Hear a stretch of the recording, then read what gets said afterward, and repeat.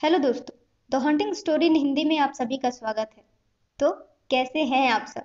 मैं उम्मीद करती हूँ कि आप सब अच्छे ही होंगे। दोस्तों, मेरे चैनल को आपके सपोर्ट और आपके प्यार की बहुत ज़रूरत है। तो आप मेरा चैनल सब्सक्राइब कीजिए और बेल आइकन दबाना बिल्कुल भी ना भूलें, ताकि मेरे हर स्टोरी की नोटिफिकेशन आपको मिलती रहे। अब आते हैं अपनी स्टोरी पर। आज मैं आपसे एक हॉरर हॉस्पिटल की कहानी बताने जा रही हूँ। दोस्तों, कुछ समय पहले यह हॉस्पिटल बहुत ही ज़्यादा फेमस और बहुत ही ज़्यादा कामयाब हॉस्पिटल था। कहते थे कि इस हॉस्पिटल में जो भी पेशेंट जाते हैं वो ठीक होकर ही वापस अपने घर आते हैं। उस हॉस्पिटल के कामयाब होने की एक वजह और थी। वहाँ पर गरीबों को मुफ्त दवाई और मुफ्त इलाज भी मिलता था। साथ ही साथ उस हॉस्पिटल के डॉक्टर्स लोगों के लिए सिर्फ डॉक्टर नहीं बल्कि भगवान थे। यह हॉस्पिटल एक संस्था की मदद से चलाई जाती थी, मगर कुछ ही दिनों बाद उस संस्था के सदस्यों ने हॉस्पिटल बंद करने का फैसला किया। तभी एक सदस्य, जो कि उस हॉस्पिटल में डॉक्टर भी थे, उन्होंने कहा कि मेरी बात सुन लो। ये हॉस्पिटल और ये संस्था बंद नहीं होगी। इस हॉस्पिटल और इस संस्था को चलाने की जिम्मेवारी मैं खुद उठाता हूँ। अब इस हॉस्पिटल और इस संस्था की जिम्मेवारी मेरी है। यह सुनकर सारे सदस्य चौंक गए और कहा, आप इतने सारे पैसे कहाँ से लाएंगे? उस पर डॉक्टर ने कहा, पैसों की चिंता आप सब मत कीजिए। पैसों की जिम्मेवारी मेरी होगी। पैसों और संस्था की जिम्मेवारी आप सब मुझ पर छोड़ दीजिए।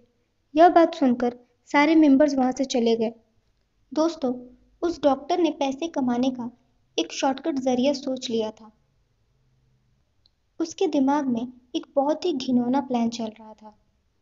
उसने सोचा कि जो गरीब और अनाथ बच्चे हॉस्पिटल के बाहर खाना खाने के लिए बैठे होते हैं, क्यों ना उन्हें ही अपनी कमाई का जरिया बनाया जाए। क्योंकि वो बच्चे अनाथ हैं, तो कोई भी इस बात पर ध्यान नहीं देगा और ना ही किसी को कभी कुछ पता चलेगा। उसने यही सोचकर अपने प्लान को अंजाम देना शुरू किया।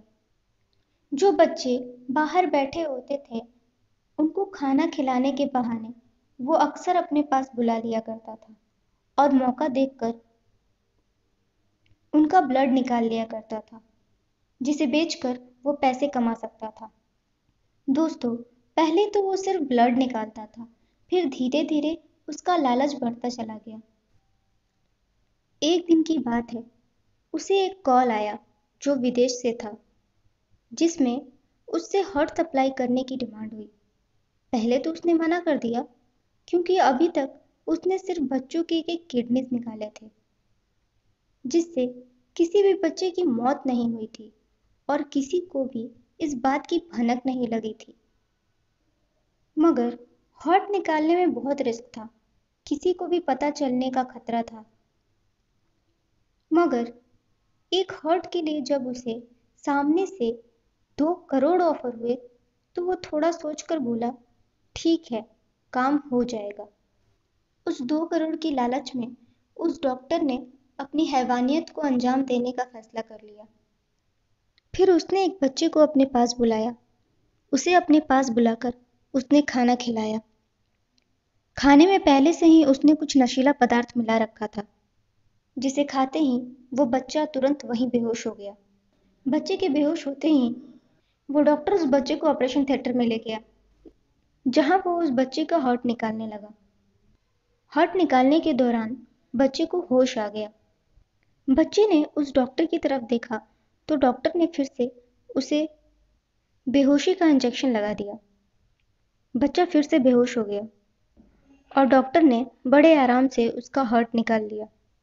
हार्ट निकालने के बाद डॉक्टर ने सोचा कि क्यों ना इसके सारे यूजेबल ऑर्गन्स निकाल लें, ताकि वो इन सारे ऑर्गन्स को बेचकर और पैसे कमा सके।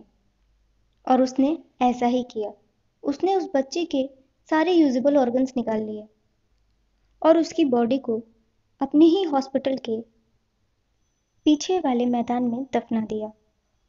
अभी इस घटना को कुछ दिन ही बीते होंगे कि उस डॉक्टर को वही बच्चा अपने आसपास दिखाई देने लगा। धीरे धीरे वो बच्चा उस डॉक्टर को हर जगह दिखाई देने लगा। डॉक्टर बहुत डर गया, बहुत घबरा गया।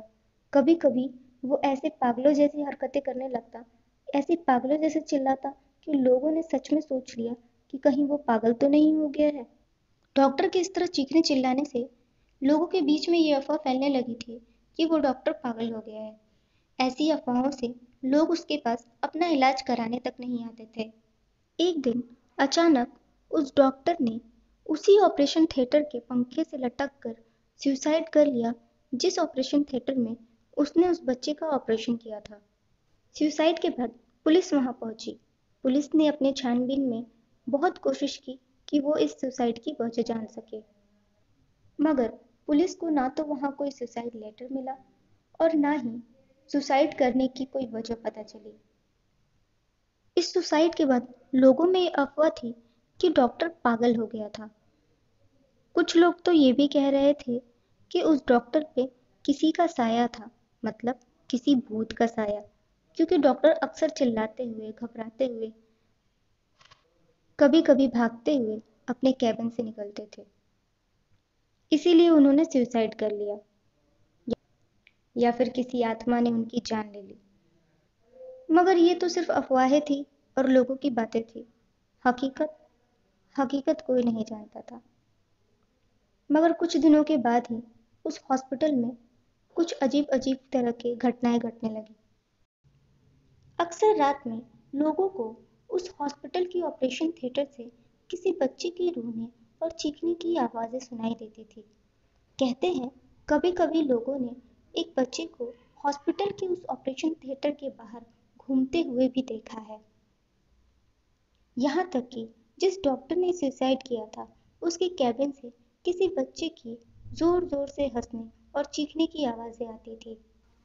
इन सभी कारणों से उस हॉस्पिटल के डॉक्टर और उस संस्था ने मिलकर एक फैसला लिया कि अब इस हॉस्पिटल को बंद कर दिया जाए। और फिर ऐसा ही हुआ।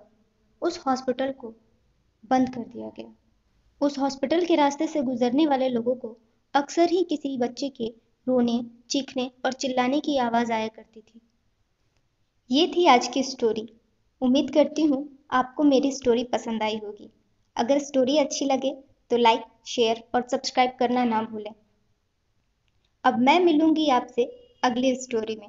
तब तक के लिए अपना ख्याल रखें और कोविड से बचने के लिए घर में ही रहें। Thank you.